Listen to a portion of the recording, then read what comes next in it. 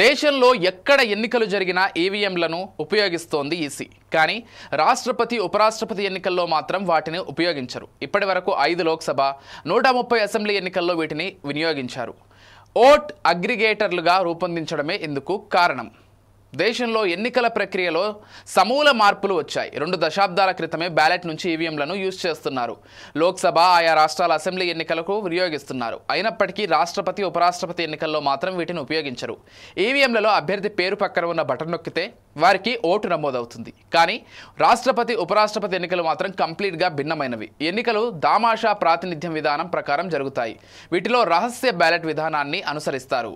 Single transferable voting పద్ధతిలో జరిగే ఎన్నికల్లో రహస్య బ్యాలెట్ విధానాన్ని అనుసరించడం ఆనవాయితీ. ఎన్నికల్లో పోటీ చేసే అభ్యర్థుల పేర్లు పక్కన ఓటర్లు తమ ప్రాధాన్యాన్ని సూచిస్తూ అంకెలు వేయాలి. అక్షరాల్లో రాయకూడదు. ప్రాధాన్యత క్రమంలో 1, 2 ఇలా అంకెలు వేయాలి. బరిలో ఉన్న అభ్యర్థుల సంఖ్యను బట్టి ఓటర్లు తమకు నచ్చినంత వరకు ప్రాధాన్యత అంకెలను బ్యాలెట్పై రాయొచ్చు.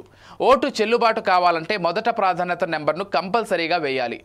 మిగతా ప్రాధాన్యత అంకెలను నచ్చితే వేయవచ్చు లేదా వదిలేయవచ్చు. ఈ ఓటింగ్ కోసం ఎన్నికల సంఘం ఓటర్లకు ప్రత్యేక పెన్నులు అందిస్తుంది. ఓటర్లు ఆ పెన్నుతోనే సింబల్స్ వేయాల్సి ఉంటుంది. వేరే పెన్నును ఉపయోగిస్తే ఆ ఓటు చెల్లనిదిగా పరిగణిస్తారు. దామాషా ప్రాతినిధ్య విధానంలో జరిగే రాష్ట్రపతి, ఉపరాష్ట్రపతి ఎన్నికల్లో ప్రాధాన్యత ఆధారంగా ఓట్లను లెక్కించాల్సి ఉంటుంది.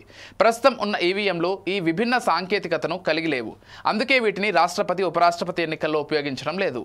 ఈసీ తెలిపిన వివరాల ప్రకారం 1977లో తొలిసారి ఈవీఎం రూపకల్పనకు ప్రయత్నాలు జరిగాయి. తొలిసారి హైదరాబాద్లోని ఈసీఐఎల్ దీని రూపకల్పన, అభివృద్ధి బాధ్యతలు తీసుకుంది. 1979లో తొలిసారి ఓ నమూనా తయారు చేశారు. 1980లో అన్ని రాజకీయ పార్టీల ముందు దీన్ని పనితీరును ప్రదర్శించింది. అన్ని పార్టీలు అంగీకరించడంతో 1982లో కేరళ అసెంబ్లీ ఎన్నికల్లో తొలిసారి వీటిని ఉపయోగించారు. కానీ దీనికి సంబంధించిన చట్టంలో స్పష్టమైన నిబంధనలు లేకపోవడంతో సుప్రీంకోర్టు ఆ ఎన్నికను రద్దు చేసింది.